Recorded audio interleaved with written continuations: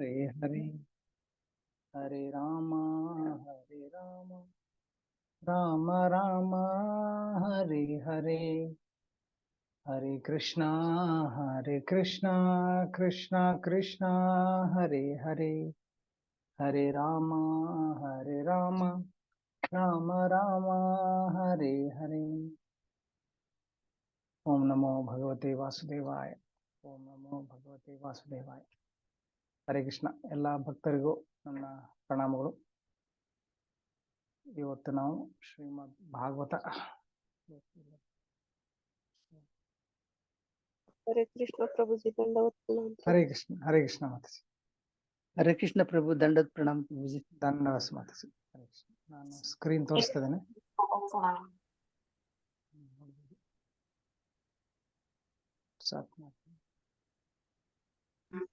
हरे कृष्ण प्रभु जी दंडवत प्रणाम। ಧನ್ಯವಾದ ಮಾತಾಜಿ. ಹರೇ ಕೃಷ್ಣ. ನಾನು ಶ್ಲೋಕ ಮತ್ತು ಭಾವಾರ್ಥ ಓದ್ತೇನೆ.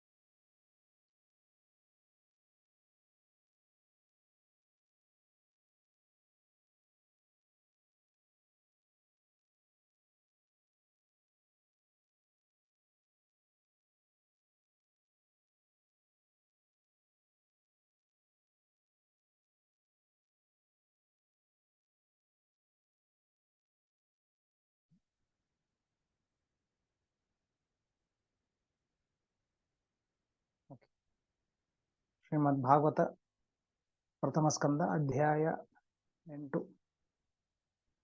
ಶ್ಲೋಕ 30. ಈ ಶ್ಲೋಕವನ್ನು ಇವತ್ತು ನಾವು ಚರ್ಚೆ ಮಾಡೋಣ.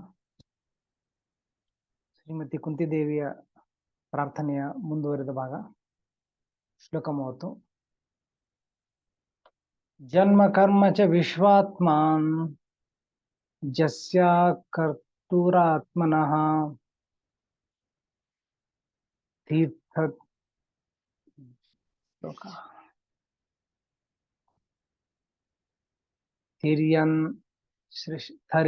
ಥರ್ಯನ್ನಶ್ರಿಷು ಯಾದಃ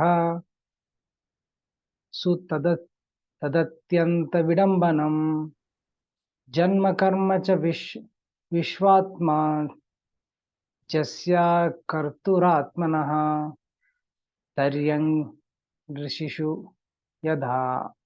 ಯದಾಹಸು ತದತ್ಯಂತ ವಿಡಂಬನಂ ಜನ್ಮ ಕರ್ಮ ಚ ವಿಶ್ವಾತ್ಮಾ ಜಸ್ಯ ಕರ್ತುರಾತ್ಮನಃ ತಿರ್ಯನ್ ಋಷಿಷು ಯಾದಃ ತದಂತ್ಯಂತ ವಿಡಂಬನಂ. ಜನ್ಮ ಹುಟ್ಟು, ಕರ್ಮ ಕ್ರಿಯೆಯು, ಚ ಮತ್ತು ವಿಶ್ವಾತ್ಮನ್ ಓ ವಿಶ್ವಾತ್ಮನೆ, ಅಜಸ್ಯ ಹುಟ್ಟಿಲ್ಲದ, ಅಕರ್ತುಹು ಕ್ರಿಯಾರಹಿತನಾದ, ಆತ್ಮನಃ ಅಂತಹ ಶಕ್ತಿಯಾದ, ತಿರ್ಯಕ್ ಪ್ರಾಣಿ, ನೃ ಮಾನವ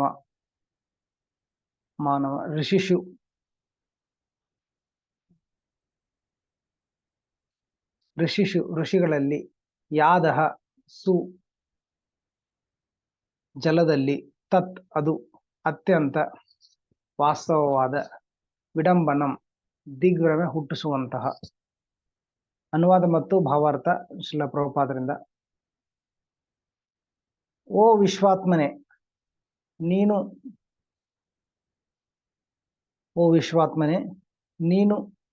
ನಿಷ್ಕ್ರಿಯನಾಗಿದ್ದರೂ ಕಾರ್ಯಪ್ರವರ್ತನಾಗಿರುತ್ತೀಯೇ.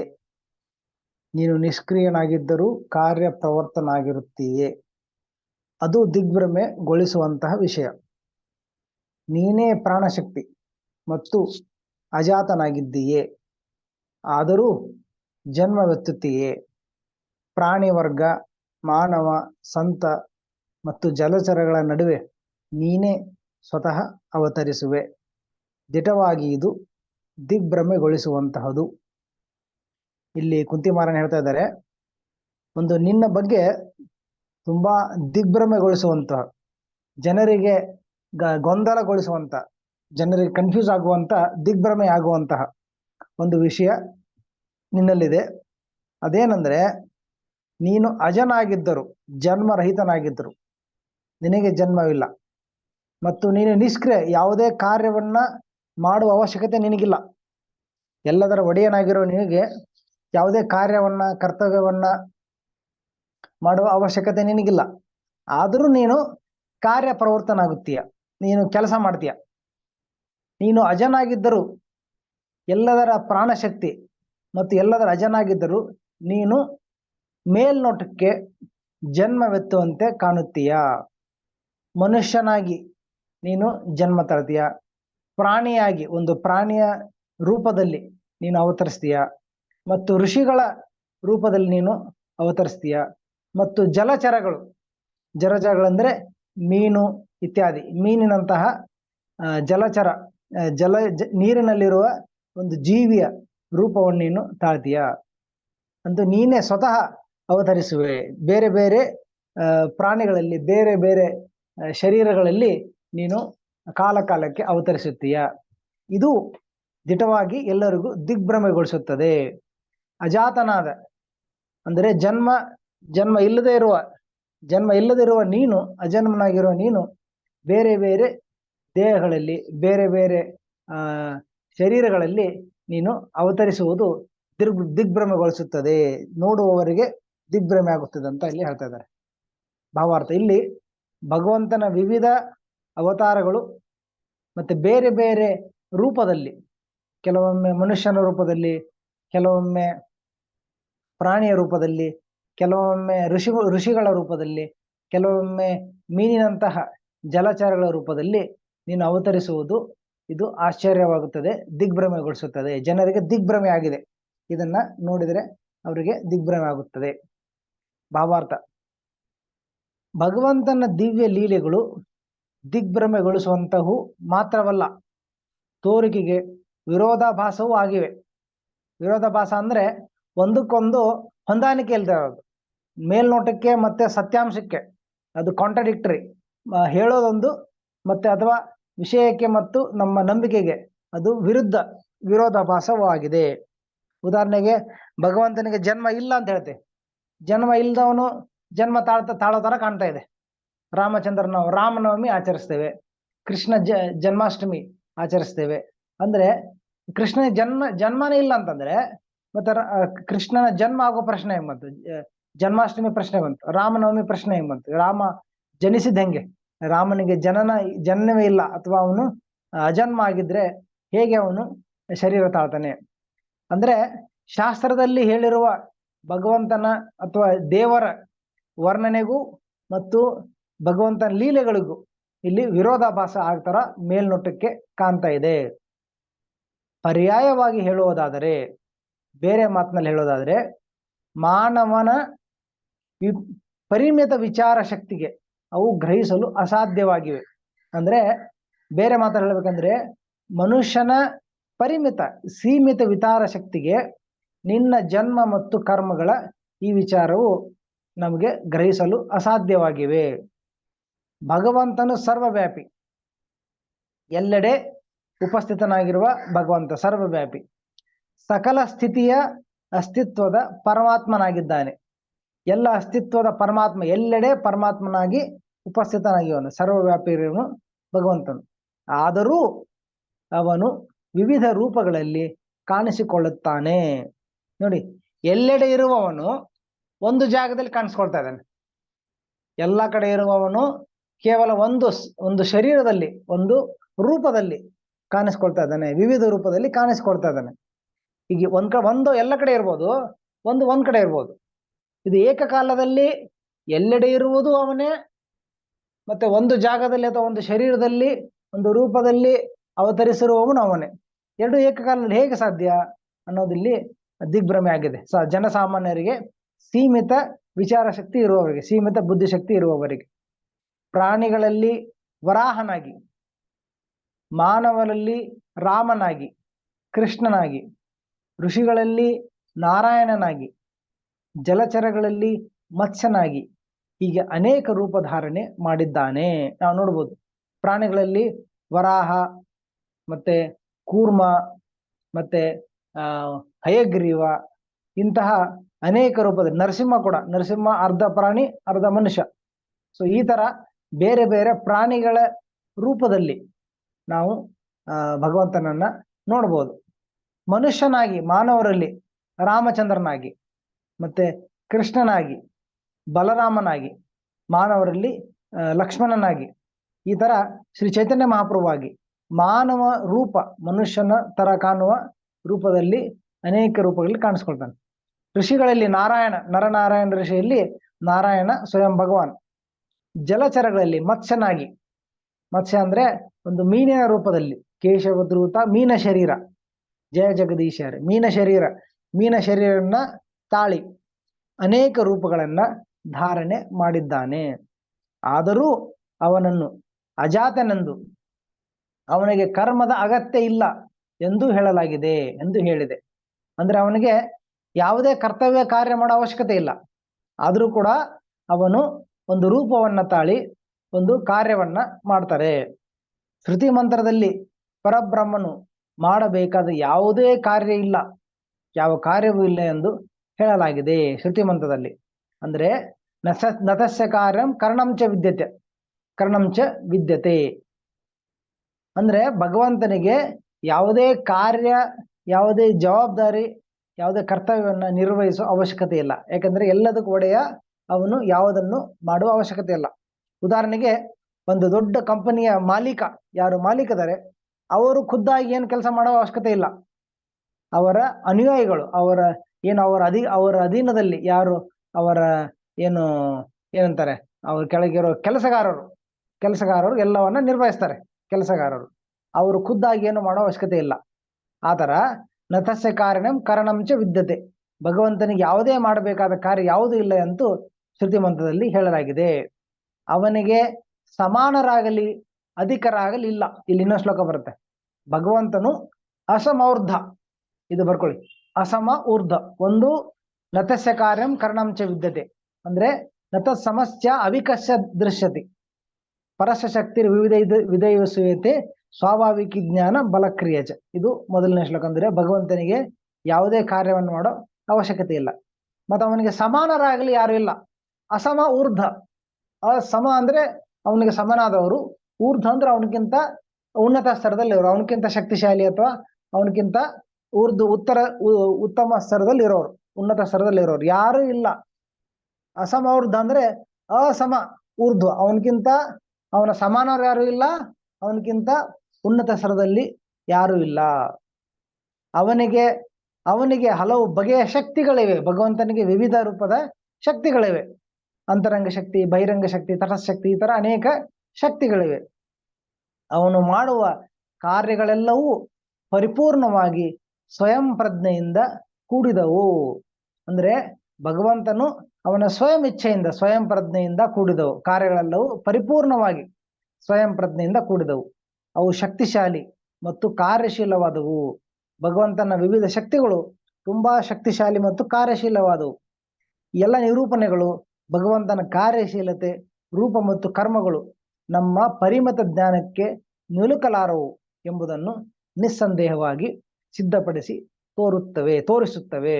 ಅಂದ್ರೆ ಇವುಗಳು ಈ ಹೇಳೋ ಏನು ನಿರೂಪಣೆ ಇದೆ ಮೇಲೆ ಹೇಳ್ತಾ ಇರೋದು, ಪರಬ್ರಹ್ಮನು ಅಸಮೌರ್ಧನು, ಮತ್ತೆ ಪರಬ್ರಹ್ಮನಿಗೆ ಯಾವುದೇ ಕಾರ್ಯ ಮಾಡೋ ಅವಶ್ಯಕತೆ ಇಲ್ಲ, ಅವನು ಎಲ್ಲದಕ್ಕೂ ಮೀರಿದವನು, ಇದಕ್ಕಿಂತ ಉನ್ನತ ಸ್ತರದಲ್ಲಿರೋನು, ಇದೆಲ್ಲವೂ ನಮ್ಮ ಸೀಮಿತ ಜ್ಞಾನಕ್ಕೆ, ಭಗವಂತನನ್ನ ಅರಿತುಕೊಳ್ಳಿಕ್ಕೆ ನಮಗೆ ಸಾಧ್ಯವಿಲ್ಲ ಎಂದು ನಿಸ್ಸಂದೇಹವಾಗಿ ತೋರಿಸುತ್ತವೆ.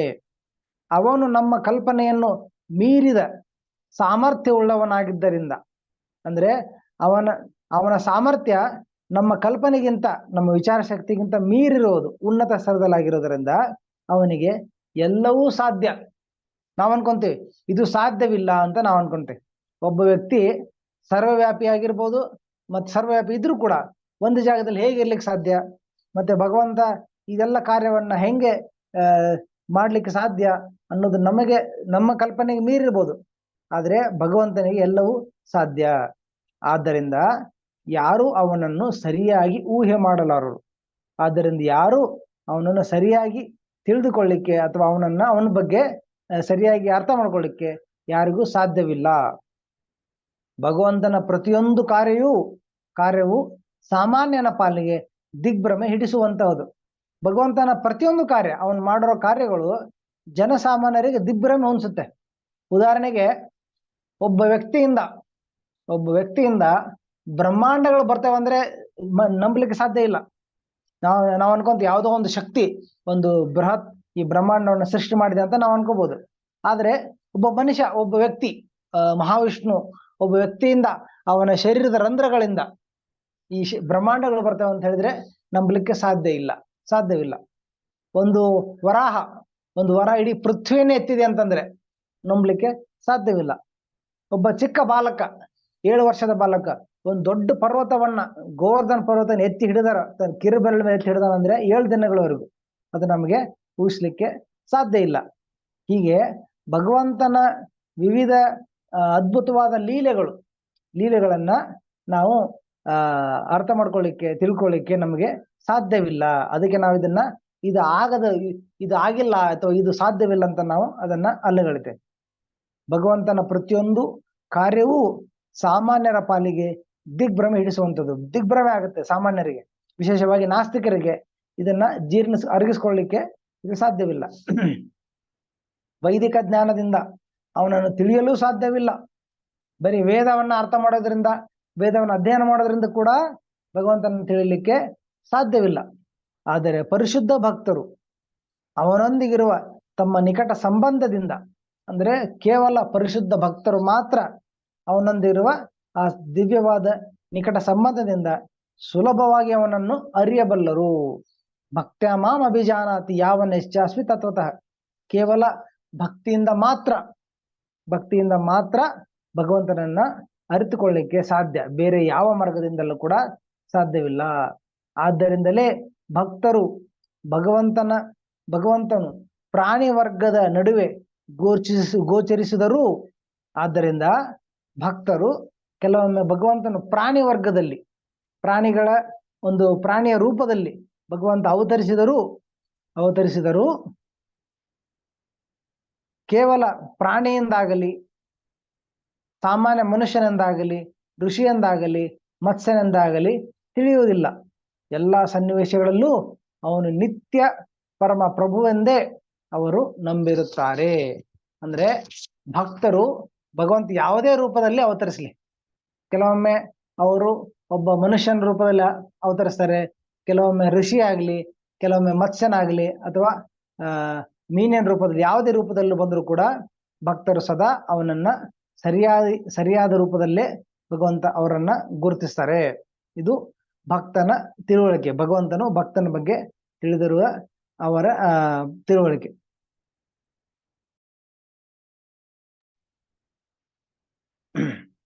ಇಲ್ಲಿ ನಾವು ನೋಡ್ಬೋದು ಹೇಗೆ ಭಗವಂತನು ವಿವಿಧ ರೂಪದಲ್ಲಿ ಭಗವಂತ ಅವತರಿಸಿ ಭಕ್ತರಿಗೆ ಹೇಗೆ ಅವರು ತಮ್ಮ ಕೃಪೆಯನ್ನು ನೀಡ್ತಾರೆ. ಮತ್ತು ಈ ವಿಷಯ ಸಾಮಾನ್ಯರಿಗೆ, ಜನಸಾಮಾನ್ಯರಿಗೆ ಅರ್ಥವಾಗೋದಿಲ್ಲ. ಅವರಿಗೆ ದಿಗ್ಭ್ರಮೆ, ಅವರಿಗೆ ಕನ್ಫ್ಯೂಸ್ ಆಗ್ತದೆ. ಹೇಗೆ ಭಗವಂತ ಸರ್ವವ್ಯಾಪಿಯಾದರೂ ಒಂದು ಶರೀರದಲ್ಲಿ, ಒಂದು ರೂಪದಲ್ಲಿ ಅವತರಿಸಲಿಕ್ಕೆ ಸಾಧ್ಯ ಇದೆ ಅನ್ನೋದನ್ನ ಅವರು ನಂಬಲಿಕ್ಕೆ ಸಾಧ್ಯವಿಲ್ಲ. ಇವತ್ತು ನಾವು ಇಲ್ಲಿ ಚರ್ಚೆ ಆಗ್ತಾ ಇರೋದು ಈಶ್ವರ ತತ್ವ. ಭಗವದ್ಗೀತೆಯಲ್ಲಿ ನಾವು ನೋಡಿದಂಗೆ 5 ವಿಷಯ: ಈಶ್ವರ, ಜೀವ, ಪ್ರಕೃತಿ, ಕಾಲ, ಕರ್ಮ. ಈಶ್ವರ, ಜೀವ, ಪ್ರಕೃತಿ, ಕಾಲ, ಕರ್ಮ, 5 ವಿಷಯವನ್ನ ಭಗವದ್ಗೀತೆಯಲ್ಲಿ ಚರ್ಚೆ ಆಗಿದೆ. ಈಶ್ವರ ಅಂದ್ರೆ ಭಗವಂತ, ಕೃಷ್ಣ, ಭಗವಂತನ ಕುರಿತಾದ ಜ್ಞಾನ. ಜೀವಾತ್ಮದ ಕುರಿತಾದ ಜ್ಞಾನ. ಈಶ್ವರ, ಜೀವ, ಪ್ರಕೃತಿ, ಈ ಭೌತಿಕ ಪ್ರಕೃತಿ ಮತ್ತು ಆಧ್ಯಾತ್ಮಿಕ ಪ್ರಕೃತಿ, 2 ಪ್ರಕೃತಿಯ ಕುರಿತಾದ ಜ್ಞಾನ. ಕಾಲ, ಸಮಯದ ಕುರಿತಾದ ಜ್ಞಾನ. ಮತ್ತು ಕರ್ಮಫಲ, ಕರ್ಮ ಬಂಧನ, ಕರ್ಮ ವಿಮೋಚನೆ ಮತ್ತು ಇತರ ಕರ್ಮದ ವಿಷಯವಾಗಿ ಚರ್ಚೆ ಆಗುತ್ತೆ. ಅದರಲ್ಲಿ ಈಶ್ವರ ತತ್ವ ಅಂದ್ರೆ ಭಗವಂತನ ಕುರಿತಾದ ತತ್ವ, ಭಗವಂತನ ವಿಜ್ಞಾನ, ಭಗವಂತನ ಅವತಾರ, ಭಗವಂತ ಯಾರು, ಮತ್ತೆ ನಮಗೆ ಮತ್ತು ಭಗವಂತನಿಗಿರುವ ಸಂಬಂಧ, ಅಲ್ಲಿ ಅದರ ಬಗ್ಗೆ ಚರ್ಚೆ ಆಗಿದೆ. ಇದೇ ವಿಷಯವನ್ನು ನಾವು ಶ್ರೀಮದ್ ಭಾಗವತದಲ್ಲಿ ಕೂಡ, ಏನು ಭಗವದ್ಗೀತೆಯಲ್ಲಿ 5 ವಿಷಯ, ಈಶ್ವರ, ಜೀವ, ಪ್ರಕೃತಿ, ಕಾಲಕರ್ಮ. ಭಾಗವತದಲ್ಲಿ 10 ವಿಷಯ ಚರ್ಚೆ ಆಗಿದೆ. ಇದೆಲ್ಲಿದೆ ಅಂದ್ರೆ 2ನೇ ಸ್ಕಂದ 10ನೇ ಅಧ್ಯಾಯ 1ನೇ ಶ್ಲೋಕ. ಅಲ್ಲಿ ಭಾಗವತ ಏನು, ಭಾಗವತನ ಓದ್ತಾ ಇದ್ದೇವೆ, ಪ್ರತಿನಿತ್ಯ ಓದ್ತೇವೆ. ಆದ್ರೆ ಯಾವ ವಿಷಯ ಭಾಗವತದಲ್ಲಿ ಚರ್ಚೆ ಆಗಿದೆ? ಭಗವದ್ಗೀತೆಯಲ್ಲಿ 5 ವಿಷಯ. ಭಾಗವತದಲ್ಲಿ 5 ವಿಷಯ ಚರ್ಚೆ ಆಗಿರೋ ವಿಷಯಗಳ್ಯಾವುದು? ಅಲ್ಲಿ ಹೇಳ್ತಾರೆ, ಭಾಗವತದಲ್ಲಿ 10 ವಿಷಯಗಳ ಚರ್ಚೆ ಆಗುತ್ತೆ. ಸರ್ಗ, ವಿಸರ್ಗ, ಸ್ಥಾನಂ, ಪೋಷಣಂ, ಊತಯ, ಮನ್ವಂತರ, ಈಶಾನುಕಥಾ, ನಿರೋಧ, ಮುಕ್ತಿರ್, ಆಶ್ರಯ. ಸರ್ಗ ವಿಸರ್ಗ ಅಂದ್ರೆ ಸೃಷ್ಟಿ. ಸರ್ಗ ಮಹಾವಿಷ್ಣು ಮಾಡುವ ಸೃಷ್ಟಿ, ವಿಸರ್ಗ ಬ್ರಹ್ಮದೇವರು ಮಾಡುವ ಸೃಷ್ಟಿ. ಸರ್ಗ ವಿಸರ್ಗ. ಸ್ಥಾನಂ, ಸ್ಥಾನಂ ಅಂದ್ರೆ ಇತರ ಲೋಕಗಳ 14 ಲೋಕಗಳ ವರ್ಣನೆ. ಎಲ್ಲಿ ಸ್ವರ್ಗ ಇದೆ, ಎಲ್ಲಿ ಅತಲ ವಿತಲ ಸುತಲ ಇದೆ, ಮತ್ತೆ ಎಲ್ಲಿ ಬ್ರಹ್ಮಲೋಕ ಇದೆ, ಎಲ್ಲಿ ಮೇರು ಪರ್ವತ ಇದೆ, ಇದೆಲ್ಲ, ಎಲ್ಲಿ ನಮ್ಮ ಜಂಬೂ ದ್ವೀಪ ಇದೆ, ಎಲ್ಲಿ ಭರತಖಂಡ, ಮತ್ತೆ ಅನೇಕ ಈ ಬ್ರಹ್ಮಾಂಡದ 14 ಲೋಕಗಳು, ಮತ್ತೆ ಕೆಳಗಿನ ಭಾಗದಲ್ಲಿ ಎಲ್ಲಿ ಗರ್ಭಸಾಗರ ಇದೆ, ಇದೆಲ್ಲವನ್ನ ಧ್ರುವ ನಕ್ಷತ್ರ ಎಲ್ಲಿದೆ, ಸೂರ್ಯ ಎಲ್ಲಿದ್ದಾನೆ, ಚಂದ್ರ ಎಲ್ಲಿದ್ದಾನೆ, ಮತ್ತು ಸೂರ್ಯನ ಏನು ಕ್ರಮ ಇದೆ, ಅವನು ಏನು ಯಾವ ಅವರು ಒಂದು ತಮ್ಮ ಏನು ಆರ್ಬಿಟ್ ಅಲ್ಲಿ ಹೆಂಗೆ ಸೂರ್ಯದೇವ ಅವರು ಸುತ್ತಾ ಇದ್ದಾರೆ, ಅದರಿಂದ ಎಲ್ಲವೂ ಹೇಗೆ ಕಾಲ ಬದಲಾವಣೆ, ಋತುಗಳು ಹೆಂಗ್ ಬರ್ತವೆ, ಇದೆಲ್ಲವೂ ಚರ್ಚೆ ಆಗಿದೆ. ಸ್ಥಾನಂ, ಸರ್ಗ ವಿಸರ್ಗ, ಸ್ಥಾನಂ, ಪೋಷಣಂ, ಎಲ್ಲವೂ ಹೆಂಗೆ ನಿರ್ವಹಣೆ ಆಗ್ತಾ ಇದೆ, ಎಲ್ಲವೂ ಹೆಂಗೆ ಕೃಷ್ಣ ಎಲ್ಲವನ್ನ ಹೆಂಗೆ ನಿರ್ವಹಣೆ ಮಾಡ್ತಾ ಇದ್ದಾರೆ, ಎಲ್ಲವನ್ನ ಹೇಗೆ ಮೇಂಟೈನ್ ಮಾಡ್ತಾ ಇದ್ದಾರೆ, ಅದು ಪೋಷಣಂ. ಊತಯ, ಊತಯ ಅಂದ್ರೆ ಸೃಷ್ಟಿ ಕಾರ್ಯಕ್ಕೆ ಪ್ರೇರಣೆಯನ್ನು, ಯಾವ ಕಾರಣಕ್ಕೆ, ಯಾವ ಪ್ರೇರಣೆಯಿಂದ ಅಥವಾ ಯಾವ ಉದ್ದೇಶದಿಂದ ಸೃಷ್ಟಿ ಕಾರ್ಯ ಆಗಿದೆ, ಊತಯ. ಊತಯ. ಆಮೇಲೆ ಮನ್ವಂತರ, ವಿವಿಧ ಮನುಗಳು ಬರುವ ಸಮಯ, ಮನ್ವಂತರ ಆಡಳಿತದ ಸಮಯ, ಮನ್ವಂತರ. ಆಮೇಲೆ ಈಶಾನುಕಥಾ. ಈಶಾನುಕಥಾ ಅಂದ್ರೆ ಇದು ನಾವು ಚರ್ಚೆ ಆಗೋದು ಭಗವಂತನ ಕುರಿತಾದ ವಿಜ್ಞಾನ, the science of god, science of god. ಅದಕ್ಕೆ ನಾವು ಈಶಾನುಕಥಾ ಅಂತ ಕರಿತೇವೆ. ಭಗವಂತನ ಕುರಿತಾದ ವಿಜ್ಞಾನ, ಅದೇ ಇಲ್ಲಿ ಚರ್ಚೆ ಆಗ್ತಾ ಇರೋದು. ಭಗವಂತನ ಕುರಿತಾದ ಇದು ಈಶ್ವರ ವಿಷಯನೇ ಇಲ್ಲಿ ಈಶಾನುಕಥಾ ಅಂತ ಕರಿತಾರೆ. ಈಶಾನುಕಥಾ. ನಿರೋಧ, ನಿರೋಧ ಅಂದ್ರೆ ಎಲ್ಲವನ್ನ ವಿನಾಶಗೊಳಿಸೋದು, ಹೆಂಗೆ ಮತ್ತೆ ಬ್ರಹ್ಮಾಂಡದ ಇದು ಲಯ ಆಗೋದು, ಸೃಷ್ಟಿ ಸ್ಥಿತಿ ಲಯ ಆಗೋದು ನಿರೋಧ. ಮುಕ್ತಿ, ಹೇಗೆ ಜೀವಿಗಳು ಈ ಬದ್ಧ ಸ್ಥಿತಿಯಿಂದ, ಭೌತಿಕ ಬಂಧನದಿಂದ ಅವರು ಮುಕ್ತರಾಗಿ ಪುನಃ ತಮ್ಮ ದಿವ್ಯ ಸ್ಥಿತಿಯನ್ನು ಪಡಿಬಹುದು ಅನ್ನೋದು ನಿರೋಧ. ಮುಕ್ತಿ. ಆಶ್ರಯ, ಆಶ್ರಯ ಅಂದ್ರೆ ಅಂತಿಮ ಭಗವದ್ಗೀತೆ ಭಾಗವತದ ಸಾರ, ಅದು ಭಗವಾನ್ ಕೃಷ್ಣನ ವಿವಿಧ ಲೀಲೆಗಳು, ಅದರ ಕುರಿತಾಗಿ ಅಲ್ಲಿ ಚರ್ಚೆ ಆಗಿದೆ. ಇವತ್ತು ನಾವು ಮುಖ್ಯವಾಗಿ ನೋಡ್ತಾ ಇರೋದು ಇಲ್ಲಿ ಈಶಾನುಕಥಾ, ಸೈನ್ಸ್ ಆಫ್ ಗಾಡ್, ಭಗವಂತನ ಕುರಿತಾದ ವಿಜ್ಞಾನ. ಇಲ್ಲಿ ಹೇಳ್ತಾ ಇದ್ದಾರೆ, ಭಗವಂತನು ವಿವಿಧ ರೂಪಗಳಲ್ಲಿ ಅವತರಿಸ್ತಾನೆ. ಕುಂತಿಮಾರನ ಹೇಳ್ತಾ ಇದ್ದಾರೆ, ವಿಶ್ವಾತ್ಮ, ಅಜನ್ಮ. ಭಗವಂತನು ಅಜನಾಗಿದ್ರು ಕೂಡ, ಅವನಿಗೆ ಜನ್ಮ ಇಲ್ಲದೆ ಇದ್ರು ಕೂಡ, ಜನ್ಮ ರಹಿತನಾಗಿದ್ರು ಕೂಡ, ಅವನು ವಿವಿಧ ಸುಂದರವಾದ ರೂಪದಲ್ಲಿ, ಈ ಶ್ಲೋಕವನ್ನ ನೋಡಿ, ವಿಶ್ವಾತ್ಮ, ಭಗವಂತನು ಜನ್ಮರಹಿತನಾದ್ರೂ ಕೂಡ, ಆದ್ರೂ ಕೂಡ ಅವನು ವಿವಿಧ ರೂಪದಲ್ಲಿ ಅವತರಿಸಿ ಅವನು ಲೀಲೆಗಳನ್ನ ಮಾಡ್ತಾನೆ. ಭಗವಂತ ವಿವಿಧ ಲೀಲೆಗಳನ್ನ ಆಚರಿಸ್ತಾನೆ. ಆ ಲೀಲೆಗಳ ಏನು ವರ್ಣನೆ ಇದೆ, ಅದು ನಿಜವಾಗಿಯೂ ಜನಸಾಮಾನ್ಯರಿಗದು ದಿಗ್ಭ್ರಮ ಆಗತ್ತೆ, ಅವ್ರಿಗೆ ಕನ್ಫ್ಯೂಸ್ ಆಗತ್ತೆ.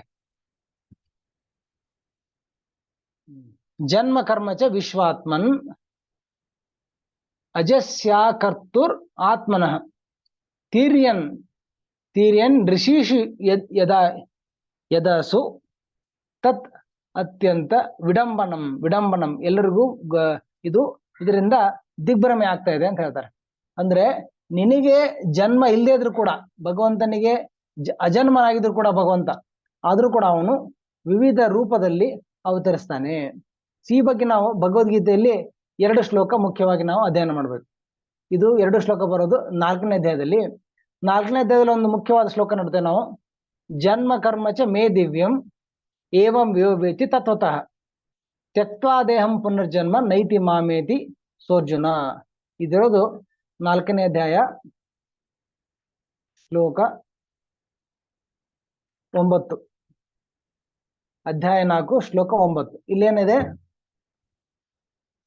ಜನ್ಮ ಕರ್ಮಚ ಮೇ ದಿವ್ಯಂ. ಭಗವಂತನ ಜನ್ಮ ಮತ್ತು ಕರ್ಮ ಇದು ದಿವ್ಯವಾದದ್ದು. ಜನ್ಮ ಕರ್ಮಚ ಮೇ ದಿವ್ಯಂ ಏವಂ ಯೋ ವ್ಯತಿ ತತ್ವದ. ಯಾರು ಭಗವಂತನ ಈ ದಿವ್ಯ ಭಾವವನ್ನ ಸ್ವಭಾವವನ್ನ ಅರಿತುಕೊಳ್ತಾರೆ. ಭಗವಂತನ ಜನ್ಮ, ಭಗವಂತನ ಕರ್ಮ ಇದು ದಿವ್ಯವಾದದ್ದು. ನಮ್ದು ಭೌತಿಕವಾದದ್ದು. ನಾವು ಜನಿಸೋದು ಬೇರೆ ಬೇರೆ ಶರೀರಗಳಲ್ಲಿ ನಮ್ಮ ಪೂರ್ವಾರ್ಜಿತ ಕರ್ಮಗಳ ಫಲವಾಗಿ, ನಾವು ಪೂರ್ವದಲ್ಲಿ ಮಾಡಿರೋ ಕರ್ಮದ ಫಲವಾಗಿ ಈ ವರ್ತಮಾನದಲ್ಲಿ ಒಂದು ಪರಿವಾರದಲ್ಲಿ, ಒಂದು ಶರೀರದಲ್ಲಿ ನಾವು ಜನಿಸ್ತೇವೆ. ಮತ್ತು ಈಗ ಮಾಡುವ ಕರ್ಮದ ಪ್ರಕಾರ ನಮಗೆ ಮುಂದಿನ ಜನ್ಮ, ಇನ್ನೊಂದು ಜನ್ಮ ನಮಗೆ ನಿರ್ಧಾರಿತವಾಗುತ್ತೆ. ಇದು ನಾವು ಬಯಸಿ ನಾನು ಇಂತಹ ಇಲ್ಲಿ ಜನ್ಮ ಪಡಿತೇನೆ, ನಾನು ಇಂಥವ್ರ ಮನೇಲಿ ಹುಡ್ತೇನೆ ಅಂತ ನಾವು ಆಯ್ಕೆ ಮಾಡ್ಲಿಕ್ಕೆ ಆಗುದಿಲ್ಲ. ಅದು ಶಕ್ತಿಗಳಿಂದ, ದೇವತೆಗಳು ಮತ್ತು ಯಾರು ಸಂಬಂಧಿತ ಅಧಿಕಾರಿಗಳಿಂದ, ಪ್ರಕೃತಿ ಅಧಿಕಾರಿಗಳಿಂದ ನಾವು ಎಲ್ಲಿ ಜನಿಸ್ತೇವೆ, ಯಾವ ಪರಿಸ್ಥಿತಿಯಲ್ಲಿ ನಾವು ಇರ್ತೇವೆ, ನಮ್ಮ ಕಷ್ಟ ಸುಖಗಳು, ಏರಿಳಿತಗಳು ಎಲ್ಲವೂ ನಮ್ಮ ಕರ್ಮಗಳ ಅನುಸಾರವಾಗಿ ನಿರ್ಧಾರಿತವಾಗುತ್ತೆ. ಆದರೆ ಭಗವಂತನ ಹಂಗೆ ಕರ್ಮ ಬಂಧನಕ್ಕೆ ಸಿಲುಕಿ ಅವರು ಜನಿಸೋದಿಲ್ಲ. ಅವನ ಸ್ವ ಇಚ್ಛೆಯಿಂದ ಯಾವಾಗ ಕೃಷ್ಣನಿಗೆ ಅವತರಿಸ್ಲಿಕ್ಕೆ ಅಥವಾ ಒಂದು ಇಲ್ಲಿ ಬರ್ಲಿಕ್ಕೆ ಅವರಿಗೆ ಆಸೆ ಇದೆ, ಅವ್ರಿಗೆ ಬಯಸ್ತಾರೆ, ಅವಾಗ ಬರ್ತಾರೆ. ಜನ್ಮ ಕರ್ಮಚಮೇ ದಿವ್ಯಂ ಏವಂ ಯೋ ವ್ಯಕ್ತಿ ತತ್ವತಃ. ಯಾರು ತತ್ವತಃ ವಾಸ್ತವವಾಗಿ ಈ ವಿಷಯವನ್ನ ತಿಳ್ಕೊಂಡಿರ್ತಾರೆ, ಅವರು ತ್ಯಕ್ವಾ ದೇಹಂ ಪುನರ್ಜನ್ಮ ನೈತಿ ಮಾಮೇತಿ ಸ್ವಜನ. ಅವರು ಮತ್ತೆ ಈ ಭೌತಿಕ ಜಗತ್ತಲ್ಲಿ ಇನ್ನೊಂದು ಶರೀರವನ್ನ ಸ್ವೀಕರಿಸೋದಿಲ್ಲ. ಅವರು ಈ ಜನ್ಮ ಮೃತ್ಯು ಚಕ್ರದಿಂದ ಮುಕ್ತರಾಗ್ತಾರೆ. ಅಂದ್ರೆ ಜನ್ಮ ರಹಸ್ಯ, ಭಗವಂತನ ಜನ್ಮ ರಹಸ್ಯವನ್ನ ಯಾರು, ಜನ್ಮ ಮತ್ತು ಕರ್ಮಗಳ ರಹಸ್ಯವನ್ನ, ದಿವ್ಯ ರಹಸ್ಯವನ್ನ ಯಾರು ಅರಿತುಕೊಳ್ತಾರೆ, ಅವರು ಪುನರ್ಜನ್ಮವನ್ನ ಪಡೆಯುವುದಿಲ್ಲ. ಓಕೆ, ಜನ್ಮ ರಹಸ್ಯ ಏನಂತ ಇಲ್ಲಿ ನೋಡೋಣ. ಯಾವುದದು ಜನ್ಮ ರಹಸ್ಯ? ಇದು ತುಂಬಾ ಮುಖ್ಯವಾಗಿ ನಾವು ಇದನ್ನ 6ನೇ ಶ್ಲೋಕದಲ್ಲಿ ನೋಡ್ಬೋದು. ಭಗವದ್ಗೀತೆಯ 4ನೇ ಅಧ್ಯಾಯ 6ನೇ ಶ್ಲೋಕ. ಇದು ಜನ್ಮ, ಭಗವಂತನ ನಿಜವಾದ ಸ್ವರೂಪ ಏನು, ಭಗವಂತನ ನಿಜವಾದ ಅವನ ಸ್ವರೂಪದ, ಅವನ ದಿವ್ಯ ಶರೀರದ ರಹಸ್ಯ ಏನಂತ ಇಲ್ಲಿ ನೋಡ್ತದೆ. ಅಜೋಪಿಸನ್ ಅವ್ಯಯಾತ್ಮ ಭೂತಾನಾಂ ಈಶ್ವರೋಪಿಸನ್ ಪ್ರಕೃತಿಂ ಸ್ವಾನ್ ಅಧಿಷ್ಠಾಯ ಸಂಭವಾಮಿ ಆತ್ಮ ಮಾಯೆಯ. ಇಲ್ಲಿ ಹೇಳ್ತಿದ್ದಾರೆ, ಹೇ ಅರ್ಜುನನೇ, ನಾನು ಅಜನ್ಮನಾಗಿದ್ದರೂ, ನನಗೆ ಜನ್ಮ ಇಲ್ಲದೆ ಇದ್ರು ಕೂಡ, ಅದಕ್ಕೆ ಹೇಳ್ತಾರೆ ಈಶ್ವರ ಪರಮ ಕೃಷ್ಣ ಸಚ್ಚಿದಾನಂದ ವಿಗ್ರಹ ಅನಾದಿರಾದಿರ್ ಗೋವಿಂದ ಸರ್ವಕಾರಣ ಕಾರಣಂ. ಅನಾದಿ, ಅವನಿಗೆ ಯಾರು ಆದಿ ಇಲ್ಲ, ಅವನಿಗೆ ಯಾರು ಮೂಲ ಇಲ್ಲ, ಕೃಷ್ಣನಿಗೆ ಮೂಲ ಇಲ್ಲ, ಯಾರಿಂದನೂ ಅವನು ಬಂದಿಲ್ಲ, ಅವನು ನಿರಂತರವಾಗಿ ಸದಾಕಾಲದಿಂದ ಇರುವವನು. ನಾನು ಅಜನ್ಮನಾಗಿದ್ರು ಕೂಡ, ಮತ್ತೆ ಇನ್ನೊಂದು ಮುಖ್ಯವಾದದ್ದು, ನನ್ನ ದಿವ್ಯ ಶರೀರ ಅಜೋಪಿಸನ್ ಅವ್ಯಯಾತ್ಮ, ಅವ್ಯಯ, ನನ್ನ ಶರೀರ ಅವ್ಯಯವಾಗಿದ್ರು ಕೂಡ, transcendental due to which never deteriorates, ಯಾವತ್ತೂ ಅದು ನಾಶ ಆಗುದಿಲ್ಲ, ಯಾವತ್ತು ಕೊಳೆಯೋದಿಲ್ಲ, ಡಿಟೀರಿಯೇಟ್. ನಮ್ಮ ಶರೀರ ಡಿಟೀರಿಯೇಟ್ ಅಂದ್ರೆ ಕ್ರಮೇಣವಾಗಿ ಅದು ನಾಶ ಆಗುತ್ತೆ, ವಿನಾಶವಾಗುತ್ತೆ.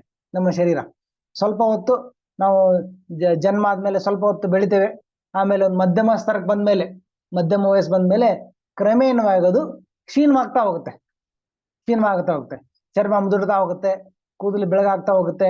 ನಮ್ಮ ಶರೀರ ಕೂಡ, ಶರೀರದ ಗಾತ್ರ, ಶಕ್ತಿ ಎಲ್ಲ ನಿಧಾನವಾಗಿ ಕ್ಷೀಣಿಸ್ತಾ ಹೋಗುತ್ತೆ. ಕ್ಷೀಣವಾಗಿ ಆಗಿ ಒಂದು ದಿನ ನಮ್ಮ ಶರೀರ ಅದು ಮೃತವಾಗುತ್ತೆ, ತುಂಬಾ ಜೀರ್ಣವಾಗಿ. ನೋಡಿ, ವೃದ್ಧರನ್ನು ನೋಡಿದರೆ ವೃದ್ಧಾಪ್ಯದಲ್ಲಿ ನಮ್ಮ ಶರೀರ ಜೀರ್ಣವಾಗುತ್ತೆ. ಬಾಲ್ಯದಲ್ಲಿ ತುಂಬಾ ಮೃದುವಾಗಿರುತ್ತೆ, ಮಧ್ಯ ವಯಸ್ಸಲ್ಲಿ ತುಂಬಾ ಶಕ್ತಿಶಾಲಿಯಾಗಿರುತ್ತೆ, ಆಮೇಲೆ ಪ್ರಾಯ ಆದಂಗೆ, ವಯಸ್ಸಾದಂಗೆ ನಮ್ಮ ಶರೀರ ಕ್ಷೀಣವಾಗುತ್ತೆ, ದುರ್ಬಲ ಆಗಿ ತುಂಬಾ ಜೀರ್ಣವಾಗಿ ನಾವು ಶರೀರವನ್ನ ತ್ಯಜಿಸ್ಬೇಕಾಗತ್ತೆ. ನಾವು ಈ ಚಕ್ರದಲ್ಲಿ ದೇಹಿನೋಸ್ಮಿ ಕೌಮಾರಂ ಯೌವನಂ ಜರ, ಕೌಮಾರ ಯೌವನ ಜರ, ಆಮೇಲೆ ಮೃತ್ಯು, ತಥಾ ದೇಹಾಂತರ ಪ್ರಾಪ್ತಿ, ದೇಹಾಂತರ ನಾವು ಮಾಡಬೇಕಾಗುತ್ತೆ. ನಮ್ಮ ದೇಹ ಕ್ಷೀಣವಾಗುತ್ತೆ.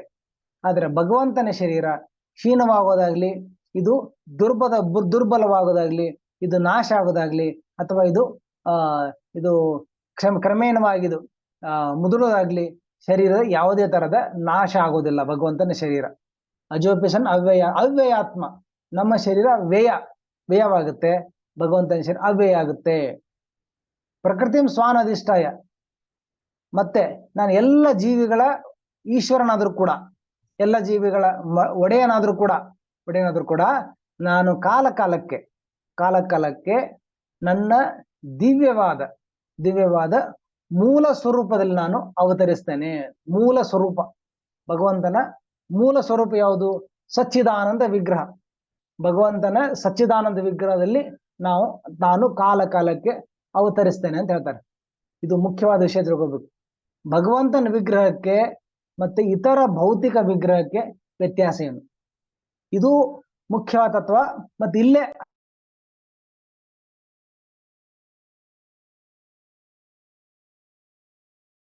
ಹರೇ ಕೃಷ್ಣ ಪ್ರಭು, ಮ್ಯೂಟ್ ಆಗ್ಬಿಟ್ಟಿದ್ದೀರಾ. ಇದರಲ್ಲೇ ತುಂಬಾ ಅಪಾರ್ಥ ಮಾಡ್ಕೊಳ್ತಾರೆ, ಭಗವಂತನನ್ನ ತಪ್ಪಾಗಿ ತಿಳಿದುಕೊಳ್ತಾರೆ ಅನೇಕರು. ಇಲ್ಲೇ ಆಗ್ತಾ ಇದ್ದು ಭಗವಂತನ ಕುರಿತಾದ ಈ ಜ್ಞಾನದಲ್ಲೇ ವ್ಯತ್ಯಾಸ. ಮಾಯಾವಾದಿಗಳು ಅಥವಾ ಯಾರು ನಾಸ್ತಿಕರು ಮತ್ತು ಭಕ್ತರಲ್ಲಿ ತಿಳುವಳಿಕೆಯಲ್ಲಿ ಇದೇ ಮುಖ್ಯವಾದ ಪ್ರಧಾನವಾದ ವ್ಯತ್ಯಾಸ. ಅಂದ್ರೆ ಭಗವಂತನ ಶರೀರದ, ದಿವ್ಯ ಶರೀರದ ಏನು ಸ್ವಭಾವ ಇದೆ, ರೂಪದ ಸ್ವಭಾವ ಇದೆ, ಅದನ್ನ ಇಲ್ಲಿ ತಿಳ್ಕೋಬೇಕು. ಇಲ್ಲಿ ಹೇಳ್ತಾರೆ ಭಗವಂತನ ಶರೀರ ದಿವ್ಯವಾದದ್ದು, ಸಚ್ಚಿದಾನಂದಮಯವಾದದ್ದು, ಚಿನ್ಮಯವಾದದ್ದು, ಸಚ್ಚಿದಾನಂದ ಸ್ವರೂಪ. ಆದ್ರೆ ಮಾಯಾವಾದಗಳೇನ್ ತಿಳ್ಕೊತಾರೆ, ಇದು ಜಡ ಸ್ವರೂಪ ಅಂತ ತಿಳ್ಕೊತಾರೆ. ಇದು ಮುಖ್ಯವಾದ ವ್ಯತ್ಯಾಸ.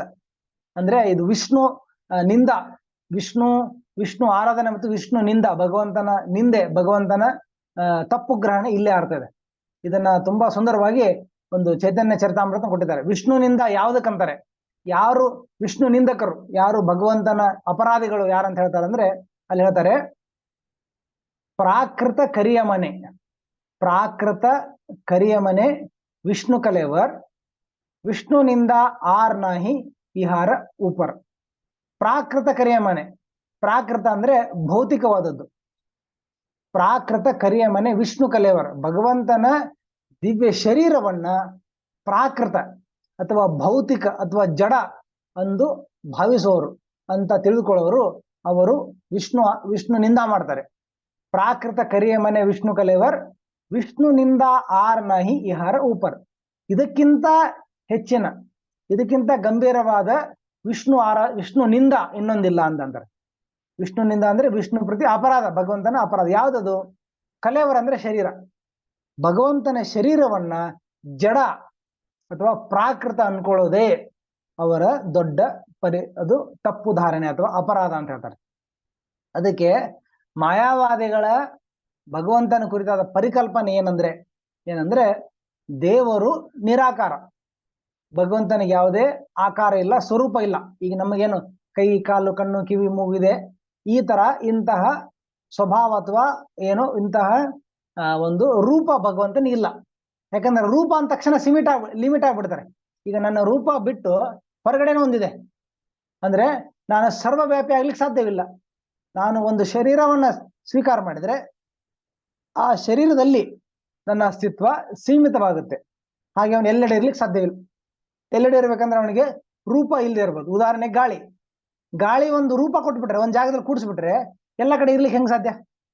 ಸರ್ವವ್ಯಾಪಿ ಇರ್ಲಿಕ್ಕೆ ಸಾಧ್ಯ ಇಲ್ಲ. ಆಕಾಶ ಅವ್ರು ಕೊಡೋ ಉದಾಹರಣೆ, ಆಕಾಶವನ್ನು ಒಂದು ಮೂರ್ತಿ ಮಾಡಿ ಒಂದು ಜಾಗದಲ್ಲಿ ಕೂಡಿಸಿದ್ರೆ ಅದೆಲ್ಲೆಡೆ ಇರ್ಲಿಕ್ಕೆ ಹೇಗೆ ಸಾಧ್ಯ? ಆಕಾಶ ಎಲ್ಲೆಡೆ ಇರುವ ಕಾರಣ ಅದಕ್ಕೊಂದು ನಿರ್ದಿಷ್ಟವಾದ ರೂಪ, ಒಂದು ಶರೀರ ಇರ್ಲಿಕ್ಕೆ ಸಾಧ್ಯವಿಲ್ಲ. ಹಂಗೆ ಭಗವಂತ ಸರ್ವವ್ಯಾಪಿ ಅಂದ್ರೆ ಸರ್ವವ್ಯಾಪಿ ಎಲ್ಲ ಕಡೆ ಇರುವವನು ಬರೀ ಒಂದು ರೂಮಲ್ಲಿ, ಒಂದು ಕೊಠಡಿಯಲ್ಲಿ ಅವನು ಕೂಡಿ ಹಾಕಿದ್ರೆ ಅಥವಾ ಒಂದು ಮನೆಯಲ್ಲಿ ಅವನು ಕೂಡಿಸಿದ್ರೆ ಅವನು ಹೆಂಗೆ ಸರ್ವವ್ಯಾಪಿ ಇರ್ಲಿಕ್ಕೆ ಸಾಧ್ಯ ಅನ್ನೋದು ಅವರಿಗೆ ಅರ್ಥ ಆಗುದಿಲ್ಲ. ಅದಕ್ಕೆ ಹೇಳ್ತಾರೆ ಭಗವಂತ ಮೂಲತಃ ಅವರ ಪ್ರಕಾರ ಶರೀರ ಇಲ್ಲದೆ ಇರುವವನು. ಆ ಶರೀರ ಇಲ್ಲದೆ ಇರುವ ಆ ನಿರಾಕಾರವಾದ ಭಗವಂತನು, ಭಗವಂತನು ಅವನು ಈ ಭೌತಿಕ ಜಗತ್ತಿಗೆ ಬಂದಾಗ ಏನ್ ಮಾಡ್ತಾನಂದ್ರೆ ಈ ಭೌತಿಕ ಪ್ರಕೃತಿಯು ನೀಡಲಾದ ಶರೀರವನ್ನ ಸ್ವೀಕಾರ ಮಾಡ್ತಾನೆ. ಇದು ತಿಳ್ಕೊಳ್ಳಿ. ನಿರಾಕಾರನಾದ ಭಗವಂತನು ಈ ಭೌತಿಕ ಜಗತ್ತಿಗೆ ಬರುವಾಗ ಪ್ರಕೃತಿಯಿಂದ ನೀಡಲಾದ ಒಂದು ಶರೀರವನ್ನ ಸ್ವೀಕರಿಸಿ ಆ ಶರೀರದಲ್ಲಿ ಸ್ವಲ್ಪ ಸಮಯ ಇಲ್ಲಿ ಇರ್ತಾನೆ. ರಾಮನಾಗಿ, ಕೃಷ್ಣನಾಗಿ, ಮತ್ತೆ ಇತರ ಅವತಾರವಾಗಿ ಸ್ವಲ್ಪ ಕಾಲ ಆ ಶರೀರವನ್ನು ಸ್ವೀಕರಿಸಿ ಇರ್ತಾನೆ. ಆ ಶರೀರದಲ್ಲಿ ಸ್ವಲ್ಪ ಹೊತ್ತು ಲೀಲೆಗಳನ್ನು ಮಾಡ್ತಾನೆ. ತುಂಬಾ ಅದ್ಭುತವಾದ ಲೀಲೆ ಮಾಡ್ತಾನೆ. ಅಸಾಮಾನ್ಯವಾದ ಅದ್ಭುತವಾದ ಮನುಷ್ಯನಿಗಿಂತ ತುಂಬಾ ಶಕ್ತಿಶಾಲಿಯಾದ ಏನೋ ಒಂದು ಅದ್ಭುತವಾದ ಒಂದು ಚಮತ್ಕಾರಮಯವಾದ ಲೀಲೆಗಳನ್ನು ಮಾಡ್ತಾನೆ, ಶಕ್ತಿಶಾಲಿ ಲೀಲೆಗಳನ್ನು ಮಾಡ್ತಾನೆ. ಆಮೇಲೆ ಆ ನಿಗದಿತ ಸಮಯ ಮುಗಿದ್ಮೇಲೆ, ಆ ಲೀಲೆಯ ನಿಗದಿತ ಸಮಯ ಮುಗಿದ್ಮೇಲೆ ಮತ್ತೆ ಈ ಪ್ರಕೃತಿಯಿಂದ ನೀಡಲಾದ ಈ ಶರೀರವನ್ನ ತ್ಯಜಿಸಿ ಪುನಃ ನಿರಾಕಾರನಾಗ್ತಾನೆ ಅಂತ ಹೇಳ್ತಾರೆ. ಅಂದ್ರೆ ಮೊದಲು ನಿರಾಕಾರನಾಗಿದ್ದ, ಮಧ್ಯಂತರದಲ್ಲಿ ಈ ಭೌತಿಕ ಜಗತ್ತಲ್ಲಿ ಬಂದಾಗ ಮತ್ತು ಇರುವಾಗ ಭೌತಿಕ ಪ್ರಕೃತಿಯಿಂದ ನೀಡಲಾದ ಒಂದು ಶರೀರವನ್ನು ಸ್ವೀಕಾರ ಮಾಡ್ತಾನೆ. ಆ ಶರೀರ ಸ್ವೀಕಾರ ಮಾಡಿದ ಮೇಲೆ ಮತ್ತೆ ಅವನು ಇಲ್ಲಿಂದ ತೆರಳುವಾಗ ಈ ತನ್ನ ಮೂಲತಃ ಮತ್ತೆ ತನ್ನ ಮೂಲ ಸ್ವರೂಪಕ್ಕೆ ಹೋಗುವಾಗ ಈ ಶರೀರನ ತ್ಯಜಿಸಿ ಮತ್ತೆ ಅವನು ನಿರಾಕಾರ ರೂಪಿಯಾಗಿ ಅವನು ಹೋಗ್ತಾನೆ, ಲೀನವಾಗ್ತಾನೆ ನಿರಾಕಾರದಲ್ಲಿ ಅಂತ ಅವರ ಮತ. ಇದು ಮಾಯಾವಾದಿಗಳ ಸಿದ್ಧಾಂತ, ಇದು ಅವರ ವಿಚಾರ. ಇದು ತಪ್ಪು ಧಾರಣೆ, ಇಲ್ಲಿ ತಿಳ್ಕೋಬೇಕು. ಆದ್ರೆ ವೈಷ್ಣವ ಸಿದ್ಧಾಂತ ಏನಂದ್ರೆ, ಮೂಲತಃ ಭಗವಂತನ ಒಂದು ಸುಂದರವಾದ ಶರೀರ ಇದೆ, ರೂಪ ಇದೆ. ರಾಮ, ನರಸಿಂಹ, ಕೃಷ್ಣ, ಬಲರಾಮ, ಲಕ್ಷ್ಮಣ ಇತ್ಯಾದಿ ರೂಪ ಇದೆ. ಆ ರೂಪ ನಿರಾಕಾರ ಅಲ್ಲ, ಶಾಶ್ವತವಾಗಿ ಭಗವಂತನ ಧಾಮದಲ್ಲಿ, ವೈಕುಂಠ ಲೋಕದಲ್ಲಿ. ಅದಕ್ಕೆ ಮಾಯಾವಾದಿಗಳು ವೈಕುಂಠ ಲೋಕನ ಒಪ್ಕೊಳ್ಳೋದಿಲ್ಲ, ಬರೀ ಬ್ರಹ್ಮನಿಗೆ ಮಾತ್ರ ಸೀಮಿತ ಆಗಿದ್ದು, ಬ್ರಹ್ಮ ಜ್ಯೋತಿ ಅಂತ. ವೈಕುಂಠ ಲೋಕಗಳಿದೆ, ವೈಕುಂಠ ಲೋಕದಲ್ಲಿ ಭಗವಂತನ ವಿವಿಧ ರೂಪಗಳಿದಾವೆ. ನಾರಾಯಣ ಮತ್ತೆ ಕೃಷ್ಣ, ರಾಮ ಇತ್ಯಾದಿ ರೂಪಗಳಿದೆ ಭಗವಂತನ ಧಾಮದಲ್ಲಿ. ಆ ವೈಕುಂಠ ಧಾಮವನ್ನವರು ಸ್ವೀಕಾರ ಮಾಡೋದಿಲ್ಲ. ಅವ್ರಿಗೆ ಬರೀ ಬ್ರಹ್ಮ ಜ್ಯೋತಿ ಮಾತ್ರ ಅವರಿಗೆ ಇಷ್ಟ. ಬ್ರಹ್ಮ ಜ್ಯೋತಿಯನ್ನು ಮಾತ್ರ ಅವರು ಸ್ವೀಕಾರ ಮಾಡ್ತಾರೆ. ಅವರು ವೈಕುಂಠ ಲೋಕವನ್ನ ಅದರ ಅಸ್ತಿತ್ವವನ್ನ ಸ್ವೀಕಾರ ಮಾಡೋದಿಲ್ಲ, ವೈಕುಂಠ ಲೋಕವನ್ನು. ಅದು ಅವ್ರೇನು ವೈಷ್ಣವ ಸಿದ್ಧಾಂತ ಏನಂದ್ರೆ, ವೈಕುಂಠ ಲೋಕಗಳಲ್ಲಿ, ವಿವಿಧ ವೈಕುಂಠ ಲೋಕದಲ್ಲಿ ಅದೆಲ್ಲರ ವೈಕುಂಠ ಲೋಕದ ಕೇಂದ್ರ ಅಂದ್ರೆ ಕೃಷ್ಣ ಲೋಕ, ಗೋಲೋಕ ವೃಂದಾವನ. ಸೊ ಗೋಲೋಕ ವೃಂದಾವನದಲ್ಲಿ ಕೃಷ್ಣನ ನಿತ್ಯ ಸ್ವರೂಪ ಇದೆ. ಅಲ್ಲಿ ಸದಾ ಕೃಷ್ಣನು ತನ್ನ ಲೀಲೆಗಳನ್ನು ಮಾಡ್ತಾ ಇರ್ತಾನೆ. ಅವನು ಈ ಭೌತಿಕ ಜಗತ್ತಿಗೆ ಬಂದಾಗ ಅವನು ತನ್ನದೇ ಸ್ವಯಂ ರೂಪದಲ್ಲಿ ಅಜೋಪಿಸನ್ ಅವ್ಯಯಾತ್ಮ ಭೂತಾರಾಮ್ ಈಶ್ವರೋಪಿಸನ್ ಪ್ರಕೃತಿನ ಸ್ವಾನಧಿಷ್ಠಾಯ ಸಂಭವಾಮಿ ಆತ್ಮ ಮಾಯೆಯ. ತನ್ನ ಮೂಲ ಸ್ವರೂಪದಲ್ಲೇ, ಯಥಾರೂಪದಲ್ಲೇ, ತನ್ನ ದಿವ್ಯವಾದ ಸ್ವರೂಪದಲ್ಲಿ, ನಿನ್ನ ಟ್ರಾನ್ಸೆಂಡೆಂಟಲ್ ಒರಿಜಿನಲ್ ಫಾರ್ಮ್, ನನ್ನ ಮೂಲ ದಿವ್ಯ ಸ್ವರೂಪದಲ್ಲಿ ನಾನು ಕಾಲಕ್ಕೆ ಅವತರಿಸ್ತೇನೆ. ಅಂದ್ರೆ ನನ್ನ ಮೂಲ ಸಚ್ಚಿದಾನಂದ ಸ್ವರೂಪದಲ್ಲೇ ನಾನು ಬರ್ತೇನೆ ಅಂತ ಕೃಷ್ಣ ಹೇಳ್ತಾರೆ. ಅಂದ್ರೆ ಕೃಷ್ಣ ಮೊದಲು ಕೂಡ ಸದಾ ಅವನು ಒಂದು ದಿವ್ಯವಾದ ಸ್ವರೂಪವನ್ನು ಹೊಂದಿರ್ತಾನೆ. ಮತ್ತೆ ಅವನ ಸ್ವರೂಪ, ನಮ್ಮ ಸ್ವರೂಪ ವ್ಯತ್ಯಾಸ ಏನು ಇಲ್ಲಿ ಮುಖ್ಯವಾದ ಎರಡು ವಸ್ತು. ಒಂದು ಜಡ ವಸ್ತು, ಇನ್ನೊಂದು ಚಿನ್ಮಯ ವಸ್ತು. ಇಲ್ಲಿರುವುದು ಭೌತಿಕ ಜಗತ್ತಲ್ಲಿ ಇರುವುದು ಜಡ ವಸ್ತು. ಪ್ರತಿಯೊಂದು ನಮ್ಮ ಶರೀರ ಜಡ, ಈ ಟೇಬಲ್ ಶರೀರ, ಮತ್ತೆ ಇದು ನಾವು ಮಾಡಿದ ಉಪಕರಣಗಳು, ಇದು ವಯರು ಮತ್ತೆ ನೀರು, ಗಾಳಿ ಎಲ್ಲವೂ ಜಡ ವಸ್ತು. ಜಡ ಅಂದ್ರೆ ಪ್ರಾಣ ಇಲ್ಲದೆ ಇರೋದು, ಚೇತನ ಇಲ್ಲದೆ ಇರೋದು. ಆದ್ರೆ ಆಧ್ಯಾತ್ಮಿಕ ಲೋಕದಲ್ಲಿ ಅಲ್ಲಿರೋದು ಚಿನ್ಮಯ ವಸ್ತು, ಅಂದ್ರೆ ದಿವ್ಯವಾದ ವಸ್ತು, ಚಿನ್ಮಯ. ಇದು ಜಡ, ಅದು ಚಿನ್ಮಯ ಅಂದ್ರೆ ಆಧ್ಯಾತ್ಮಿಕ ದಿವ್ಯವಾದದ್ದು ಚಿನ್ಮಯ ಅಂದ್ರೆ ಚಿತ್ಮಯ, ಪ್ರಾಣ ಇದ್ದದ್ದು, ಜೀವ ಇದ್ದದ್ದು, ಚಿನ್ಮಯವಾದದ್ದು, ಆಧ್ಯಾತ್ಮಿಕವಾದದ್ದು. ಅದಕ್ಕೆ ಅಲ್ಲಿ ಕೂಡ ಶರೀರ ಇದೆ. ನಾವು ನೋಡ್ಬೋದು ಕೃಷ್ಣನ ಲೀಲೆಯಲ್ಲಿ ಮತ್ತೆ ಕೃಷ್ಣ ಪುಸ್ತಕದಲ್ಲಿ ನೋಡ್ತೇವೆ, ಕೃಷ್ಣ ಹಸುಗಳನ್ನ ಸಾಕ್ತಾನೆ, ಕೃಷ್ಣ ಬೆಣ್ಣೆ ತಿಂತಾನೆ, ಕೃಷ್ಣ ಹಾಲು ಕುಡಿತಾನೆ, ಮೊಸರಿದೆ, ಕೃಷ್ಣನಿಗೆ ಒಂದು ಶರೀರ ಇದೆ, ಕೃಷ್ಣ ಆಭರಣ ಹೊಂದಿದ್ದಾನೆ, ಕೃಷ್ಣನ ಮನೆ ಇದೆ, ಕೃಷ್ಣನಿಗೆ ಅನೇಕ ತರದ ಅಲ್ಲಿ ಆಟದ ಸಾಮಾನು ಉಪಕರಣಗಳು ಎಲ್ಲ ಇದೆ. ಅಲ್ಲಿ ಹಗ್ಗ, ದಾಮೋದರ ಹಗ್ಗದಿಂದ ಯಶೋಧ ಮಾತೆ ಕೃಷ್ಣನ ಕಟ್ತಾ ಇದ್ದಾರೆ. ಅಲ್ಲಿ ಒಂದು ಒರಳಿದೆ, ಅಲ್ಲಿ ಕೂಡ ಎಲ್ಲವೂ ಇದೆ, ಹಾಲು, ಮೊಸರು, ಅಗ್ನಿ ಮತ್ತೆ ಕಟ್ಟಿಗೆ ಎಲ್ಲ ಇದೆ. ಇಲ್ಲೂ ಕೂಡ ಅಗ್ನಿ, ಕಟ್ಟಿಗೆ, ಶರೀರ ಮತ್ತೆ ಬೆಣ್ಣೆ, ತುಪ್ಪ ಎಲ್ಲ ಇದೆ. ಆದ್ರೆ ವ್ಯತ್ಯಾಸ ಏನಂದ್ರೆ, ಅಲ್ಲಿರುವುದೆಲ್ಲವೂ ಚಿನ್ಮಯ ವಸ್ತು, ಇಲ್ಲಿರುವುದು ಜಡ ವಸ್ತು. ಚಿನ್ಮಯ ವಸ್ತು, ಜಡ ವಸ್ತು ಮೇಲ್ನೋಟಕ್ಕೆ ಎರಡು ಒಂದೇ ತರ. ಕೃಷ್ಣನಲ್ಲೂ ಹೋಗದಲ್ಲೂ ಕೂಡ ಶರೀರ ಕಾಣುತ್ತೆ. ಕೃಷ್ಣನಿಗೂ ಕೈ ಕಾಲಿದೆ, ಶರೀರ ಇದೆ. ಅವನು ಸಾಮಾನ್ಯ ಮನುಷ್ಯರಂತೆ ನೋಡೋ ಶರೀರ ನಮ್ ತರ ಕಾಣುತ್ತೆ. ಆದ್ರೆ ವ್ಯತ್ಯಾಸ ಏನಂದ್ರೆ ಅಲ್ಲಿರುವ ಪ್ರತಿಯೊಂದು ಸಾಮಗ್ರಿ ಚಿನ್ಮಯ ವಸ್ತುವಿಂದ ಮಾಡಲಾಗಿದೆ. ಸಚ್ಚಿದಾನಂದ ವಿಗ್ರಹ ಅಂದ್ರೆ ಆ ಚಿನ್ಮಯ ವಸ್ತುವಿಗೆ ವಿನಾಶ ಅನ್ನೋದಿಲ್ಲ, ಅದು ಯಾವತ್ತು ಅವ್ಯಯವಾದದ್ದು. ಇಲ್ಲಿ ಇರೋದು ಜಡ ವಸ್ತು. ಜಡ ಅಂದ್ರೆ ಅದು ಒಂದು ಮಟೀರಿಯಲ್. ಈಗ ನೋಡಿ, ಒಂದು ಯಾವ್ದೋ ನಾವು ಬಟ್ಟೆ ತೊಗೊಳಿಕ್ ಹೋದಾಗ ಹೆಂಗಿದೆ ಅಂದ್ರೆ ಬಟ್ಟೆ ನಾವು ಟಚ್ ಮಾಡಿ ನೋಡ್ತೇವೆ, ಹೆಂಗೆ ಫ್ಯಾಬ್ರಿಕ್ ಹೆಂಗಿದೆ ಅಂತ. ಬಟ್ಟೆ ಕ್ವಾಲಿಟಿ ಹೆಂಗ್ ನೋಡ್ತೀರಾ, ಅದನ್ನ ಮುಟ್ಟು ನೋಡ್ತೇವೆ, ಸರಿ ಬಟ್ಟೆ ಕ್ವಾಲಿಟಿ ಏನಿದೆ. ಒಂದು ಪೇಪರ್ ನೋಡುವಾಗ ಪೇಪರ್ ಹೆಂಗಿದೆ, ಇದು ಕಲರ್ ಹೆಂಗಿದೆ, ಪೇಪರ್ ಮುಟ್ಟು ನೋಡ್ತೇವೆ, ಇದ್ರ ಕ್ವಾಲಿಟಿ ಏನು ಅಂತ. ಪ್ರತಿಯೊಂದು ವಸ್ತುವನ್ನು ನಾವು ಮುಟ್ಟಿ ನೋಡ್ತೇವೆ, ಅಂದ್ರೆ ಅದು ಕ್ವಾಲಿಟಿ ಏನಿದೆ. ಫ್ಯಾಬ್ರಿಕ್, ಪೇಪರು, ಮತ್ತೆ ಒಂದು ಪ್ಲಾಸ್ಟಿಕ್ ಆಗ್ಲಿ, ಮತ್ತೆ ಒಂದು ಸ್ಟೀಲ್ ಗಟ್ಟಿ ಇದೆ, ಅದನ್ನ ನಾವು ತಾಗಿ ನೋಡ್ತೇವೆ. ಪ್ರತಿಯೊಂದು ವಸ್ತು ನೋಡ್ತೇವೆ. ಅಂದ್ರೆ ಯಾವ ಮಟೀರಿಯಲ್ ಚೆನ್ನಾಗಿದೆಯಾ, ಯಾವ ವಸ್ತುವಿಂದ ಅದು ಮಾಡಲಾಗಿದೆ. ಬಟ್ಟೆ ಒಳ್ಳೆ ಬಟ್ಟೆನ ಅಥವಾ ಇದು ಟೆರಿಕಾಟ ಅಥವಾ ಕಾಟನ್ ಅಥವಾ ಸಿಲ್ಕ್ ಅಂತ ಮುಟ್ಟು ನೋಡ್ತೇವೆ. ನೋಡಿದಾಗ ಗೊತ್ತಾಗುತ್ತೆ. ಸಿಲ್ಕ್ ಬಟ್ಟೆನೇ ಬೇರೆ ಮತ್ತೆ ಟೆರಿಕಾಟ್ ಬಟ್ಟೆನೇ ಬೇರೆ. ಸಿಲ್ಕ್ ಬಟ್ಟೆ ಅದರದ್ದು ಬೆಲೆನೇ ಬೇರೆ ಇರುತ್ತೆ, ಅದರದ್ದು ಮೌಲ್ಯ ಬೇರೆ ಇರುತ್ತೆ, ಅದರ ಕ್ವಾಲಿಟಿ ಕೂಡ, ಅದರ ಗುಣಮಟ್ಟ ಕೂಡ ಚೆನ್ನಾಗಿರುತ್ತೆ. ಅದೇ ಟೆರಿಕಾಟ್ ಅಂದ್ರೆ ಅಷ್ಟಕ್ಕಷ್ಟೇ, ಸ್ವಲ್ಪ ದಿನದಲ್ಲಿ ಹರಿದೋಗುತ್ತೆ ಅದು. ಆದ್ರೆ ಸಿಲ್ಕ್ ಅಂದ್ರೆ ಅದರದೇ ಆದ ಅದ್ಭುತವಾದ ಬೆಲೆ ಇರುತ್ತೆ, ಮತ್ತೆ ಅದು ಗುಣಮಟ್ಟ ಜಾಸ್ತಿ ಇರುತ್ತೆ. ಹಂಗೆ ಈ ಎರಡು ವಸ್ತುಗಳೇ, ಎರಡು ಬಟ್ಟೆಗಳೇ, ಆದ್ರೆ ವ್ಯತ್ಯಾಸ ತುಂಬಾ ಇದೆ, ಗುಣಮಟ್ಟದಲ್ಲಿ ವ್ಯತ್ಯಾಸ ಇದೆ. ಹಂಗೆ ಚಿನ್ಮಯ ವಸ್ತು, ಚಿನ್ಮಯ ಅಂದ್ರೆ ಎಲ್ಲವೂ, ಅಲ್ಲೇ ಕೂಡ ಪದಾರ್ಥಗಳಿದಾವೆ, ಆದ್ರೆ ಪದಾರ್ಥಗಳ ಗುಣ ಏನಂದ್ರೆ ಅದು ಚಿನ್ಮಯ, ಅವ್ಯಯ, ಶಾಶ್ವತವಾದ ದಿವ್ಯವಾದ ವಸ್ತು. ಆಧ್ಯಾತ್ಮಿಕ ಎಲ್ಲವನ್ನ ಆ ಚಿನ್ಮಯ ವಸ್ತುವಿಂದ ಮಾಡಲಾಗತ್ತೆ. ಮತ್ತೆ ಭೌತಿಕ ಜಗತ್ತಲ್ಲಿರೋ ಎಲ್ಲವನ್ನ ಈ ಜಡ ವಸ್ತುವಿಂದ ಮಾಡಲಾಗತ್ತೆ. ಜಡ ಅಂದ್ರೆ ನಮ್ಮ ಶರೀರ, ಪಂಚಭೂತಗಳು ಜಡ. ಇಲ್ಲಿರುವ ಕಟ್ಟಿಗೆ, ನೀರು, ಆಕಾಶ, ಗಾಳಿ ಎಲ್ಲವೂ ಜಡಮಯ. ಜಡ ಅಂದ್ರೆ ಪ್ರಾಣರಹಿತವಾದದ್ದು, ಜಡ ವಸ್ತು ಅಂತ ಮಾಡಲಾಗುತ್ತೆ. ಅದು ವ್ಯತ್ಯಾಸ. ನಮ್ಮ ಶರೀರ ಜಡಮಯ, ಜಡ ಯಾವುದು, ಈ ಪಂಚಭೂತಗಳಿಂದ ಮಾಡಲಾದ ನಮ್ಮ ಶರೀರ ಜಡವಾದದ್ದು. ಅದೇ ಕೃಷ್ಣನ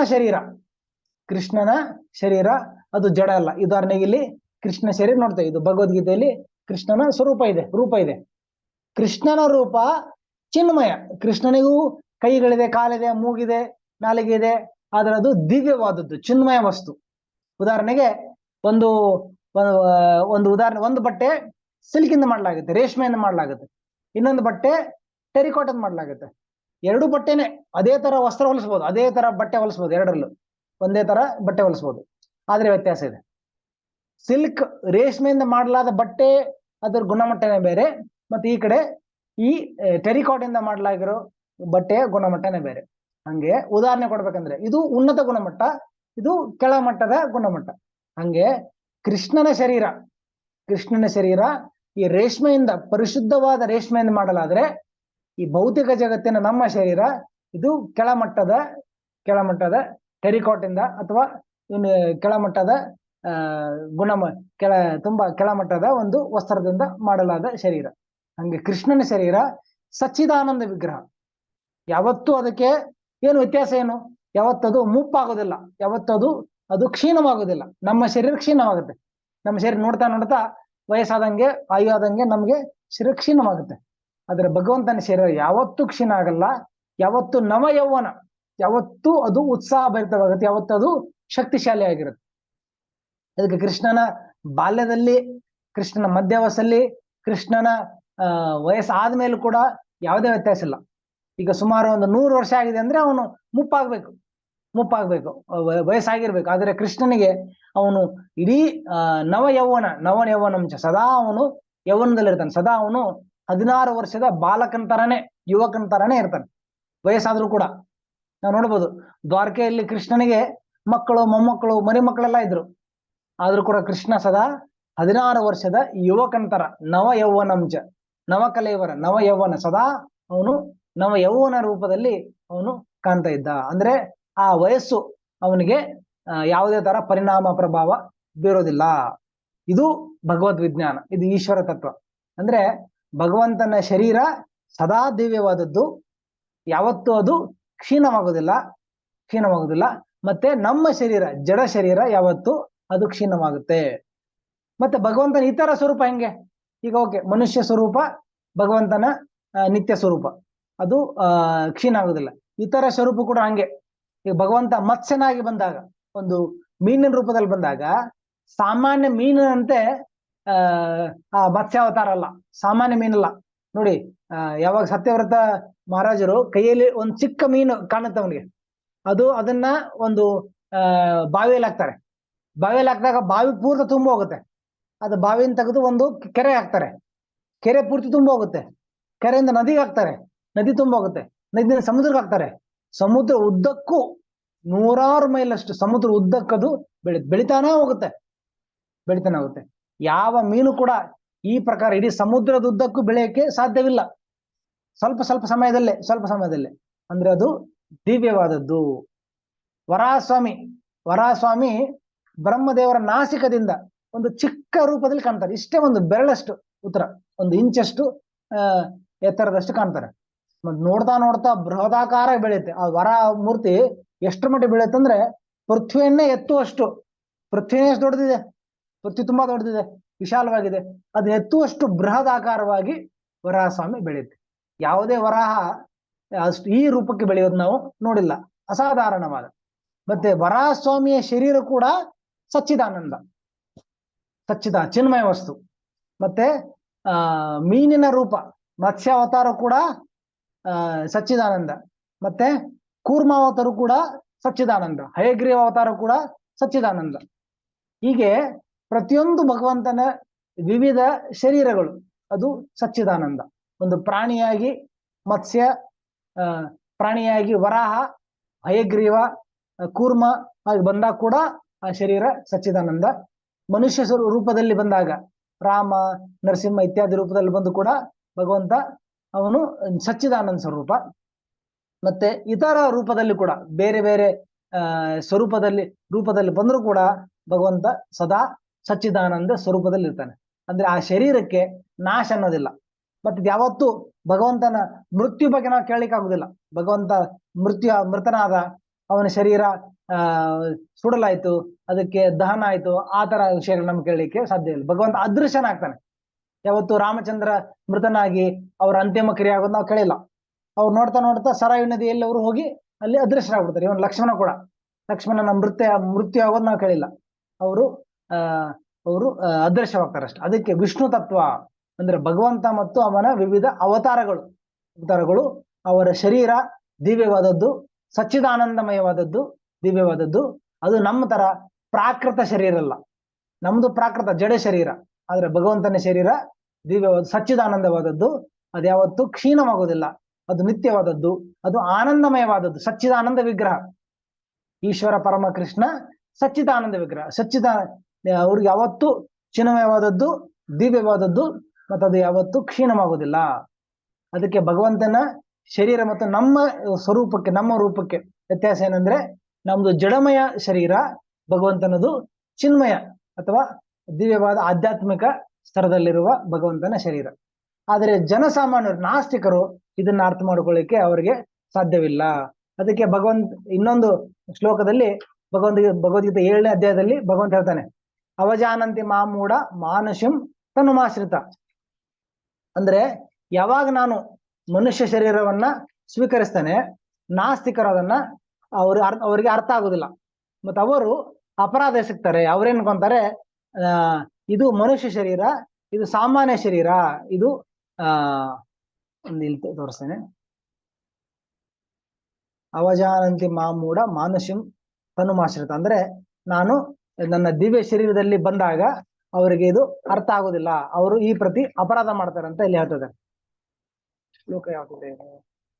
ಇದು ಕೂಡ ಮುಖ್ಯವಾದ ಶ್ಲೋಕ. ಈ ವಿಷಯದಲ್ಲಿ ಯಾವ ತರ ಅಪಾರ್ಥ ಮಾಡ್ಕೊಂತಾರೆ ಭಗವಂತನನ್ನ, ಅವನು ತನ್ನ ಮನುಷ್ಯ ರೂಪದಲ್ಲಿರುವ ಕಾಣುವಾಗ. ಅದಕ್ಕೆ ಶ್ರೀಮದ್ ಭಾಗವತದ ಆರಂಭದಲ್ಲಿ ಶುಕಮುನಿಗಳು ಕೃಷ್ಣನ ಸ್ವರೂಪವನ್ನ, ಕೃಷ್ಣನ ಲೀಲೆಗಳನ್ನ ವರ್ಣನೆ ಮಾಡುವಾಗ ಹೇಳ್ತಾರೆ, ಕೃಷ್ಣನನ್ನ ಮಾಯಾ ಮನುಷ್ಯ ಅಂತ ಕರೀತಾರೆ. ಮಾಯಾ ಮನುಷ್ಯ ಅಂದ್ರೆ ಅವನು ಮನುಷ್ಯನ ತರ ಕಾಣ್ತಾನೆ, ಆದ್ರೆ ಕೃಷ್ಣ ಮನುಷ್ಯನಲ್ಲ. ಅವರು ಮನುಷ್ಯನಕ್ಕಿಂತ ಮನುಷ್ಯನ ರೂಪದಲ್ಲಿ ಕಾಣ್ಬೋದು, ಆದ್ರೆ ಅವರು ಭಗವಂತನ ದಿವ್ಯ ಸ್ವರೂಪದಲ್ಲಿರ್ತಾರೆ.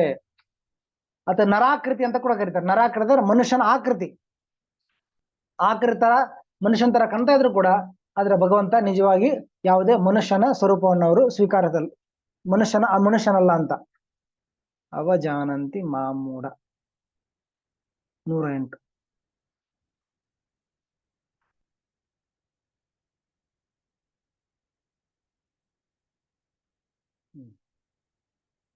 ಒಂಬತ್ತನೇ ಅಧ್ಯಾಯ 11ನೇ ಶ್ಲೋಕ.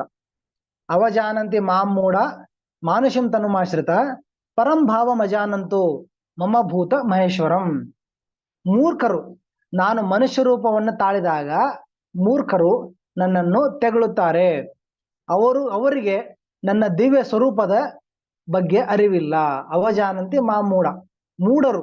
ಮೂಢರು ನನ್ನನ್ನ ಅಲ್ಲಗಳಿತಾರೆ. ಇವರು ಭಗವಂತ ಇರ್ಲಿಕ್ಕೆ ಸಾಧ್ಯ ಇಲ್ಲ, ಹೆಂಗೆ ದೇವರಿಗೆ ಒಂದು ರೂಪ ಇಲ್ಲ, ದೇವರು ನಿರಾಕಾರ, ದೇವರು ಕೃಷ್ಣ ಆಗಿ ಬಂದ್ರೆ ಅಂತ ಅವ್ರು ನಂಬೋದಿಲ್ಲ. ಇದು ಅವಜಾನಂತಿ ಮೂಢ. ಮೂಢರು ಮಾತ್ರ, ನಾಸ್ತಿಕರು ಮೂಢರು ಮಾತ್ರ ಭಗವಂತನ ಈ ದಿವ್ಯ ರೂಪವನ್ನ ಅಲ್ಲಗಳಿತಾರೆ. ಆದ್ರೆ ಯಾರಿಗೆ ಭಗವಂತನ ಬಗ್ಗೆ ಶ್ರದ್ಧೆ ಇದೆ ಅವ್ರಿಗೆ ಗೊತ್ತಾಗುತ್ತೆ, ಭಗವಂತನು ಅಜೋಪಿಸನ್ ಅವ್ಯಯಾತ್ಮ ಭೂತಾನಾಮೀಶ್ವರೋಪಿಸನ್ ಪ್ರಕೃತಿಂ ಸ್ವಾನ್ ಅಧಿಷ್ಠಾಯ ಸಂಭವಾಮಿ ಆತ್ಮಮಾಯ. ಭಗವಂತನು ತನ್ನ ದಿವ್ಯ ಸಚ್ಚಿದಾನಂದ ಸ್ವರೂಪದಲ್ಲಿ ಕಾಲಕ್ಕೆ ಅವನು ಅವತರಿಸ್ತಾನೆ. ಮತ್ತು ಅದೇ ದಿವ್ಯ ಸ್ವರೂಪದಲ್ಲಿ ಭಗವಂತ ಪುನಃ ತನ್ನ ಸ್ವಧಾಮಕ್ಕೆ ತೆರಳ್ತಾನೆ. ಮತ್ತೆ ಭಗವಂತ ಬೇರೆ ಬೇರೆ ಶರೀರವನ್ನ ಸ್ವೀಕಾರ ಮಾಡಿದ್ರು ಕೂಡ, ಒಬ್ಬ ಪ್ರಾಣಿಯಾಗಿ, ಒಂದು ಮತ್ಸ್ಯವಾಗಿ, ಅಥವಾ ಒಬ್ಬ ಋಷಿಯಾಗಿ, ಒಬ್ಬ ಮನುಷ್ಯನ ತರ ಕಾಣುವ ಕೃಷ್ಣ ಮನುಷ್ಯನ ತರ ಕಾಣಲ್ಲ, ಮನುಷ್ಯ ಕೃಷ್ಣನ ತರ ಕಾಣ್ತಾನೆ. ಅದಕ್ಕೆ ಮನುಷ್ಯನ ಶರೀರವನ್ನ ಭಗವಂತನ ಶರೀರದ ಆಧಾರದ ಮೇಲೆ ಮಾಡಲಾಗಿದೆ, ಸೃಷ್ಟಿ ಮಾಡಲಾಗಿದೆ ಅಂತ ಹೇಳ್ತಾರೆ. ನಮ್ಮ ಶರೀರ ಮನುಷ್ಯನ ತರ, ಕೃಷ್ಣ ಮನುಷ್ಯನ ತರ ಕಾಣಲ್ಲ, ನಾವು ಕೃಷ್ಣನ ತರ ಕಾಣ್ತೇವೆ ಅಂತ ಸರಿಯಾಗಿ ಹೇಳ್ಬೋದು. ಕೃಷ್ಣನ ಸ್ವರೂಪವನ್ನೇ ಮನುಷ್ಯನಿಗೆ ನೀಡಲಾಗಿದೆ. ಅದಕ್ಕೋಸ್ಕರ ಮನುಷ್ಯರ ಸಮುದಾಯದಲ್ಲಿ ಭಗವಂತ ಅವತರಿಸೋದು ನಾವು ನೋಡ್ಬೋದು. ಮನುಷ್ಯಾಕಾರ, ನರಾಕೃತಿ, ಮಾಯಾ ಮನುಷ್ಯ.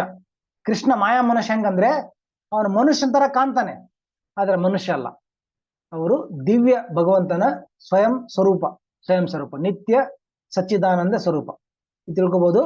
ಭಗವಂತನ ಶರೀರ ಸಚ್ಚಿದಾನಂದ ವಿಗ್ರಹ, ನಮ್ಮ ಶರೀರ ಜಡ ವಿಗ್ರಹ, ಜಡ ಸ್ವರೂಪ. ಇದು ನಾಶ ಆಗುತ್ತೆ, ಇದಕ್ಕೆ ಮುಪ್ಪಾಗುತ್ತೆ, ಕ್ಷೀಣವಾಗುತ್ತೆ, ನಾಶ ಆಗುತ್ತೆ. ಆದ್ರೆ ಭಗವಂತನ ಶರೀರ ಕ್ಷೀಣ ಆಗೋದಿಲ್ಲ, ನಿತ್ಯ, ಅದು ಶಾಶ್ವತವಾಗಿರುವ ದಿವ್ಯವಾದ ಶರೀರ. ಅದು ಚಿನ್ಮಯ ವಸ್ತುವಿಂದ ಮಾಡಲಾಗಿದೆ, ನಮ್ಮ ಶರೀರ ಜಡ ವಸ್ತುವಿಂದ ಮಾಡಲಾಗಿದೆ. ಭಗವಂತನ ಮನುಷ್ಯ ರೂಪ, ಪ್ರಾಣಿಯಲ್ಲಿ ಬಂದಿರೋ ರೂಪ, ಎಲ್ಲ ರೂಪಗಳು, ವರಾಹ, ಮತ್ಸ್ಯ ಇತ್ಯಾದಿಗಳು ಕೂಡ, ಅವು ಕೂಡ ದಿವ್ಯ ಸಚ್ಚಿದಾನಂದ ಸ್ವರೂಪದಲ್ಲಿ ನೋಡ್ಬೋದು. ಹರೇ ಕೃಷ್ಣ. ಈ ವಿಷಯವನ್ನು ನಾವು ತಿಳ್ಕೊಳ್ಳೋದು, ಇದು ಈಶ್ವರ ತತ್ವ, ಈಶ್ವರ ವಿಷಯ ನಾವು ತಿಳ್ಕೊಬೇಕು. ಈ ಶ್ಲೋಕಗಳನ್ನು ನೀವು ದಯವಿಟ್ಟು ಇನ್ನ ಹೆಚ್ಚಿಗೆ ಅಧ್ಯಯನ ಮಾಡಿ, ನಿಮ್ಗೆ ಇನ್ನ ಹೆಚ್ಚಿಗೆ ಅರ್ಥ ಆಗುತ್ತೆ.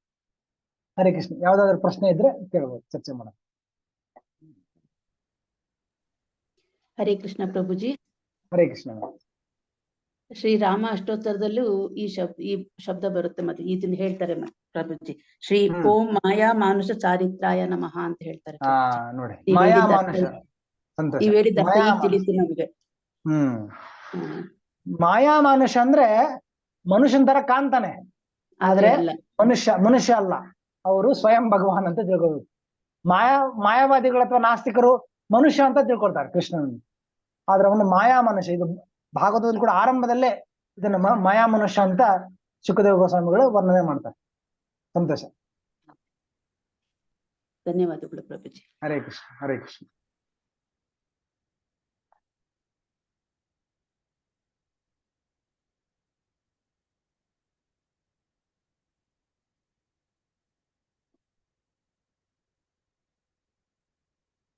ಯಾರಿಗಾದ್ರೂ ಪ್ರಶ್ನೆ ಇದ್ರೆ ಕೇಳ್ಬೋದು.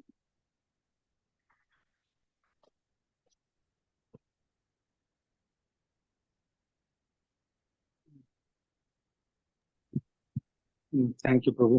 I think there is no question. We can end the session. Thank you very much. Yes, thank you. Hare Krishna. Hare Krishna Prabhu. Hare Krishna. हरे कृष्ण प्रभु, दंडवत प्रणाम. धन्यवाद. Thank you, Prabhuji. हरे कृष्ण प्रभु, दंडवत प्रणाम.